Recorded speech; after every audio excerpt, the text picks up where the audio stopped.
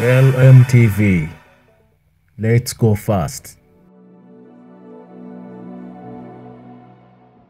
Hello beautiful people, it's a beautiful Saturday lunakura weekend lunakura kwayagala nakutambula keno neri harakwa mabala bagagula manya bagagala tebana bagagula nesinga bali bagagula singa batawamu tetulina besawazi naye nga Helen's Maintenance the presenter okuleta the program ya the girls room ngolunakura lero tulina omulama guli gocha omulama gwaffe ogolunakura lero gugamba nti like broke girls with expensive tastes beba abawala nga baavu naye nga balina olulimi olugaga bagala ebintu eby'ekigagga baba mututeko out yasabira ddala biri byennyini naye nga nnyongera okujjukiza liking o commenting o subscribing ku channel yaffe ya LMTV o commenting wali gwe muli chikyowulira like are you supporting the broke girls or like are you supporting the expensive tastes they have what tugambe ndozo bangutwale straight mu bagenyi baffe zakantandikire no ku left atuulira amanya ge akola biki asoma biki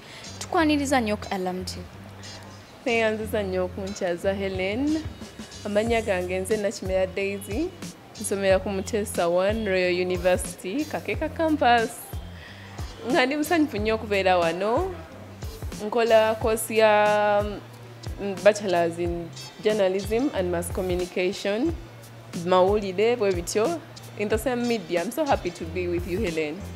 Wow, tuyanza tukwaniriza naffe. The big man, Mwalimu Nyumba. I'm so happy that I'm here with you, Helen. I've always prayed for this. Ian Wright is my name. I did mass communication. That is some years back. That was at Makerere. So I'm done. I'm doing my practices with Montage, King Montage. That is the people that I'm working with. If you want videography, you want camera works, you want the best of your function. Jangu wano ku Plaza Prime Complex to Koreko. So I'm happy to be part of the show. Wow, nafe tukwaniza nafe by the way happy. Ndozo bantandikire no wamma mulamu gwaffe gwalero ngambe nti broke girls with expensive tastes gwe muli woba olaba ddala Ian kantandikire naawe bagamba ladies first ne sigena tandika na Daisy yes let me start with you Ian Wright like are you supporting the broke girls abagenda ne basaba ebintu ne balya bulange ne babula ladies yeah I support the ladies with big tests because omanyi bobeera ng'olina test enene kiba kikuwa space okubeera nga nawe ofuuka munene because omuntu agenda kusanga nga you have a small test for example nkutute out nkugambye waaye what can I offer you? You won't say get me a glass of juice which is like enkumi bbiri no anti oli ayinza okulowooza nti no oli mumukema nagamba nti ekyokumukema kiba tekiri okusaawe kubanga nze abakutute and like any other person like any other man would take you out nakugamba saba kyoyagala so kati naawe obanga ozenga kwegamba nga test ya wansi I would be like maybe akakantu ka mukyalo oba kaliroko nnyo oba katide okusaba ebintu ebyokulya naye nga but nze ngamba if you have a big test it gives a gap for the man okubeera nga naye agamba omuntu gwendeese siwa muchezo siwa hakuna muchezo kati naye kanesibezi bbiri obanga ka ATM kade nayise nako nga tugenda nako tuzijjayo so I think girls with big tests bawa n'omusajja ekifaananyi ekyokubeera nga at least yenyweza waabeera so si byakubeera ng'agamba katonotono kamuwe katono oba something like that so I think I prefer girls with big tests kubanga bagenda kubanga amaaso gabeera nga garisha waliwo abagamba nti abakyala abalina big test aba tebatera kuzimba musajja kukulaakulanya wakane nga tunaba kuzamu Ian kuba nkulaba ontegese kansoke ntugende wa Daisy yatubuulire I personally wouldn't love a girl with an expensive taste. Why? Abawala ennaku zino banayetwefuula ekirala. You go out with a guy, okay, a guy takes you out, agambye munnaye, ask for what you want. Like, nga Ian wakyogedde nti nkututte nkugambye saba. Tekitegeeza nti saba ekintu ekyebbeeyi olaba abasajja. At times abanga akugezesa. Ayagala kulaba kiki kana akantu kentutteko out leero kali katya. akulinze ogambe nti tugenze at a place tuli ku restaurant balese menu card osabye juice aliko like some time back I was taken out I was taken out ne batuwa menu naye menu ngeriko cocktails of different kinds kati nga waliwo cocktail this cocktail njagala nnyo it's called a slap and tickle cocktail naye nga ya 2.7 kati 2.7 yeah fine ngenda kusaba 2.7 eza cocktail juice cause mwagala naye remember kuliko ne gundi y'okulya kati imagine gayo mutadde ku pressure kulese yabadde amanya akantu ke kalese ka layisi mugenda kulya bintu bya layisi umuntu asabye bintu bya bei munsawo towera you understand things of that kind so I wouldn't prefer someone with a bigger taste I wouldn't prefer someone with a big taste kubanga katoraba let me tell you one thing you want to go for a bigger taste but at the end of that day this is my outing I offered you my outing I didn't nobody tell yankubide kasimu nangambo manyi yani twalo no mwana out nobody did that inze kenyine nga zinjo champulya nyaka kutera ko hereni kamyura karunji out so it's upon you to ask for the bigger taste you want so it is my duty that inza kutute out to pay for the bill maybe unless ngana moru yaye but to a sad note wali watu muwara go to out ate mu kifo ky'okusaba a bigger taste nakola n'ensobi n'asaba n'ekintu kitandu badde nga kirinako nga ne serviette tuziriye arabyeko no kati nuwebuuza at the end of the day is alyakumalako bumazi kati awo bebonenera erinnya ly'abantu mbulwako abambadde bulungi they look expensive and at the end of the day they may spoil everything which is not the case twala omuntu ng'amanyi kyagenda okusaba saagala ate kati after 1 minute can excuse me can I use the short calls? Can I use the washrooms? Babies we very terrible.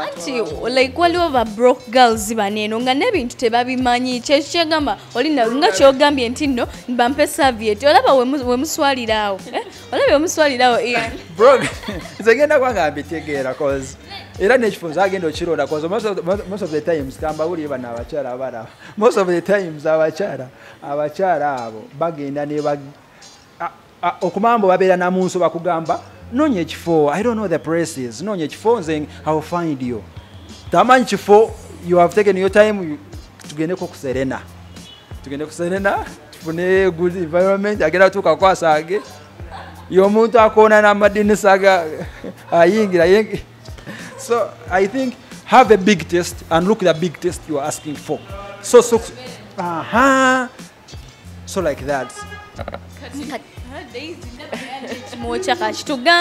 olaba Ian kyenkwagadeko kiri ekintu kimu fine you love girls with expensive taste naye nawe olinamu kali nti someone can be of a bigger taste naye ng'agenda kuswaza olaba obuzibu abawala bwe tulina girls out there at a point bakutwala out gayo omulaba alina sente naye nawe deep down in your heart you know yeah I'm broke I have no money bagenda kumpa akasente kaneeno ngenda ngambe chali wange ampeye emitwalo 3 ezintuusa Ian wantwala you understand kati ntuuse Ian antuusite ku hotel agambye Serena something of that kind tutuuse ku Serena mukazi watundi nina amaalo gange kati since Ian mumanyi he prefers girls with expensive tastes njagamba bwe nasaba ka juice Ian yona ajja kulowooza nti oba ndi wa layisi nina okulichinga mu category but put this in mind Ian asobola okuba nga azze fine ngalosa agenda kutwala out azze ne sente out of the blue naba nga yerabiddeyo credit card atoka babeera bazerabidde abatazerabidde you understand mutuuse there are always options that if I didn't move with my credit card I can still at least like maybe use my fingerprint because card way oba ebintu babeera babyo kogamba ebintu baba nabyo so and wetuba wanontwala mateeka actually twatambudde na muntu mugaggako kuba naye ekirala Ian kyenanjagadde okugamba oba okugamba abasajja bonna abali ebweru abali ku camera abali mu kulaba LMTV abasajja you're misleading ladies how omukyalo ogenda mutwala out you want that person to ask for something ekiri expensive kati nga Ian bwagambye naye onteeka mu mbeera nti ne bwe ndaba nfunye guy ng'ali broke, I'm supposed to ask for expensive things. Do you get my point clear? Being expensive, you know, bintu byanjawulo abakyala abatulaba, because this is a girl's room. Being a girl's room, I want like everybody, omukyala buli mukyala yenna wali kale category eyo doesn't matter, because bono janga kwegamba ekiteta kyoyambadde nga maybe si kiru kiraga nga oli expensive. I won't be like nti yeah, kati nze mbadde nkugamba nti waliwo kubeera nga the girl's appearance. You remember those big dates, by the way? But you know, Ian, that girls borrow things. Wama girl. Yeah. Yes. Like that is the point that I was coming to. Era n'omuntu ayeewoze ajja kubanga ogenda kwanga omulaba abatarufittinga mu bulungi nnyo webanga ngatto entambula olabira ddala nga kwegamba.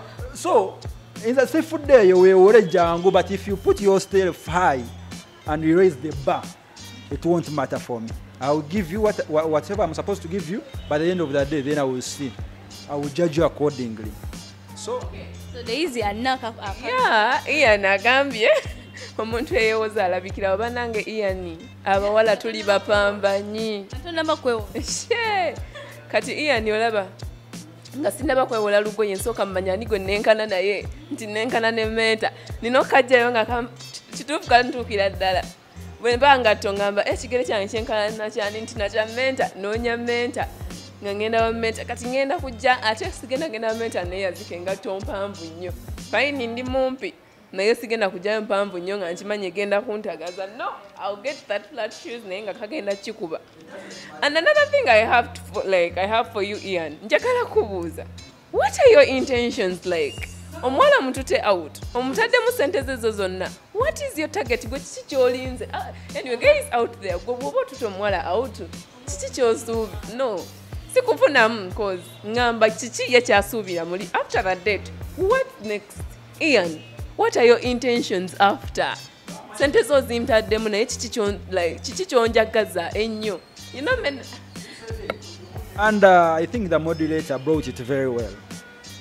If I'm going for a girl, omuwala teetagisa kubeera nga yali expensive over, because nze mbeera ne intentions zange on the first date. The first intentions may be mine. The date that I have a structure like ngabo noja ku program no gamba kino na kino kigenda kwera bwe kiti. So my first experiment from you ejja kubeera nga just eri waggulu, yes kyenjagala, but can I afford? Kubanga njagala either material, a wife material, or a mere girlfriend, something like that. Yeah, wano waliwo agize ekibuuzo nagambo, is it fine a man to get money from his wife? Kubanga kati bano ba broke girls bano ddala oyo mwagadde tuve ne kukya date nti like you guys you're in a relationship muli waka omukazi gwolina Ian osobola mukubira nti baby nfunyeyo ka emergency nsabayo emitwalo 5. Ate kati gwotandikidde nawala nze n'oyo yennyini oyo ali ku deeti gwentandikirako ne mugamba sooka mpeyo 5 kubanga no not kati yeewoze engoye ayambadde she looks like she has some money naye nga you brought a question and you were like, would I ask my wife at home? She's my wife, we share everything.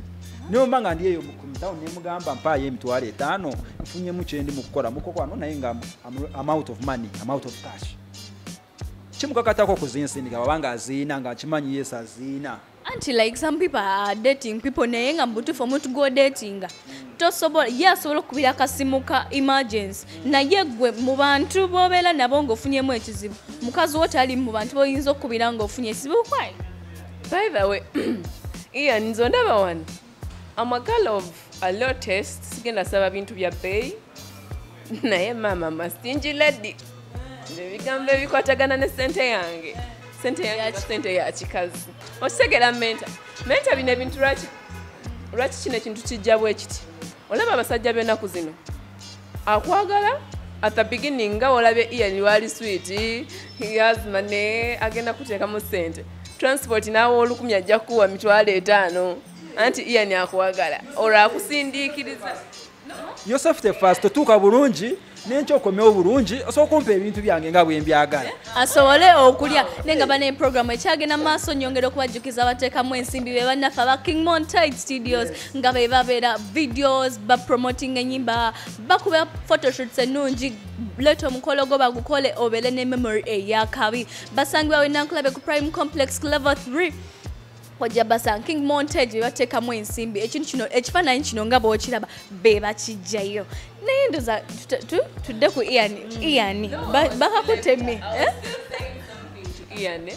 Ian agambye mbu omukyala ne ku date kwennyini akusaba ssente nno naako nno kalinawe kankubye kye nagambye nti abawala balina expensive test you should watch out gaye agenda kuba nga akugezesa akugambe sooka ompeeyo 5 okafiringa Heleni namukasemu osigaza kasanga kati kankubulire gwali ku TV yo a man won't ask money that ayagala kukola maybe on the first rush hours those rush hours ekisooka abakusaddemu emitwalo nga 5 katolooza emitwalo 5 gyakusabye gibaje mubuze no Ian okimanyi nti n'abasajja b'ennaku zino muliba sokoleke tuli bakozi naye kati emitwalo 5 gyabakusabye nga amaze okuteekamu emitwalo 5 abakukudde nnyo tosobola mumpitiriddeko no taking things low ekintu okirabira ddala mbu kintu kitono nnyo okukwata emitwalo 5 abayaga kupima trust that is how things work out trust kati bwakuwa ekisumuzo ky'emmotoka bw'oba omukudde nnyo Ian. Helen at the moment no olaba Ian this is serious it is very serious we are talking of a relationship tuve kubina ebya boyfriend girlfriend but we are talking of a relationship man woman wife husband ompadde sente okuva mu ntandiko badde ngompa you've been investing in me naye oyinza okujja fine nga nandyagadde okuwa sente nongamba no what like babe I need like mitwalo 5 right now nongamba honey sente zo right now siziri nawo not si mu mutima mubi finance abye 5 naye teziriiwo saawe it is very possible it depends on the career like omulimu gwokola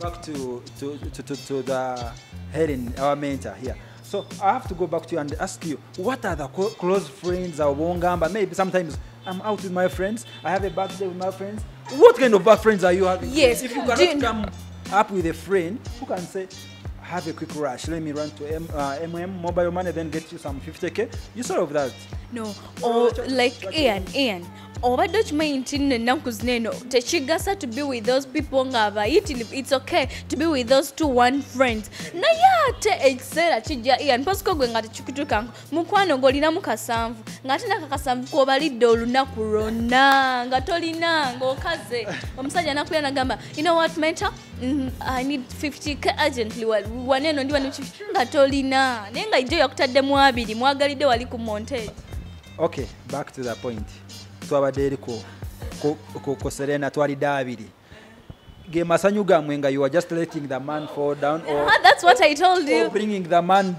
you can't come expensively look expensively but have good brains yes kati gwe wanyumiddwa okusaba juice glass za juice ebisone byenkoko package after that take away then at the end of that day you cannot even bring a proposal twandike ka business ka chapati kyekyo nakugambye nti nno abakazi aba bakujja musati babeera tebakuzimba yes olaba munange ani Ian I'm a lady at least I have tips nti manyi nti ono omukyala wajja bwati agenda kubata kwagala ono omukyala wajja bwati agenda kuba akwagala you know abakazi tulina kino once I get a man ekisooka okujja mu bwongo I've gotten an investor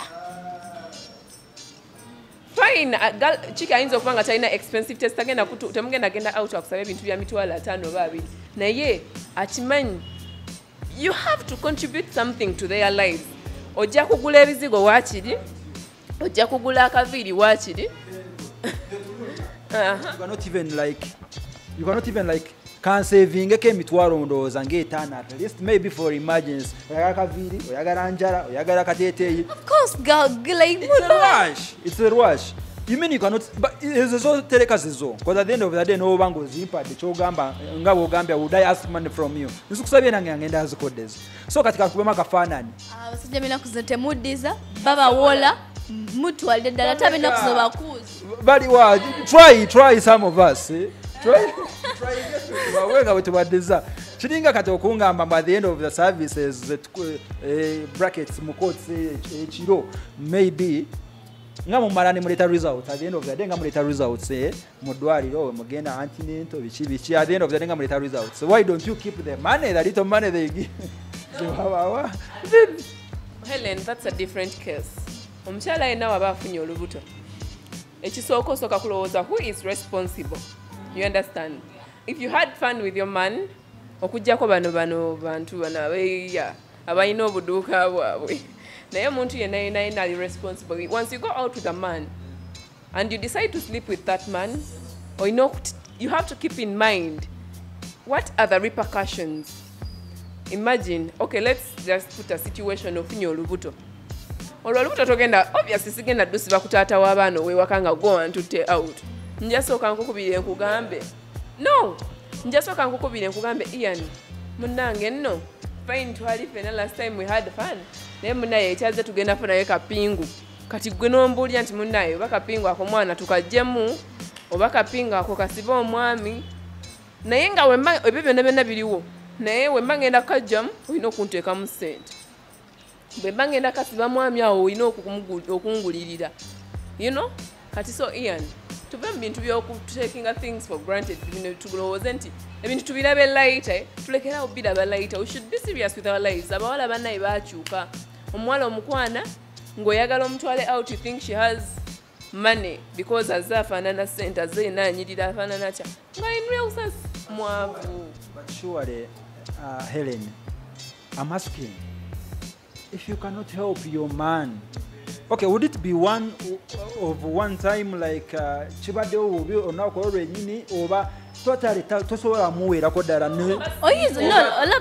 By the way, guys of this generation bebantu bo kati womuyambako ogusoose ayinza okitwala nti n'ogwokubiri kyekyo no ate womala omuzimba awo nga kubako mujja wakajanja akabali n'akamanyiro after omuzimbye mukulaakulanye omujja okweno level y'ekikomando atuddeko wali eri ka level y'ekikomando kankubuulire amazima amatuufu gali nti omuntu olina okusigala ng'okwatagana naye however the condition, however the things ebyokumujja mu kazigo nemwezimba doesn't matter. Nanti we mutuuka eri mu bangalu akyuka ne mubanga people, I've seen men, Ian, I've seen men who have been broke before.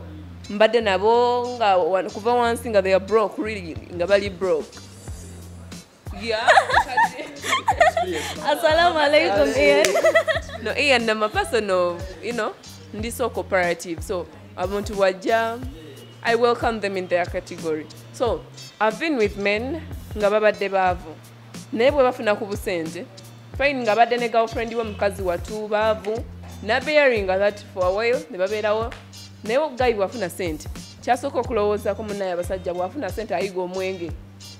Agendako mu mabaala agamba, how will I enjoy my money? You feel me? Ajja kwagala agendeko mu kibaala anywa omwenge. What happens after going to kibaala? Atuse mu kibaala aguze omwenge atamidde. Bwe yabadde alabanga embwa at the beginning, aba afuuse malayika. Tajja kufaayo nti ngenze nono omuwala is she fine mulamu biki. People, sente zikyusa abantu bakyuka Ian, bw'oba tokyuka abantu bakyukira ddala olwa sente. Eyali abuuza n'agamba siddamu kubuuza. Eyali ategeera embeera ajja n'alambula ne kufa abanaku abatakyajja.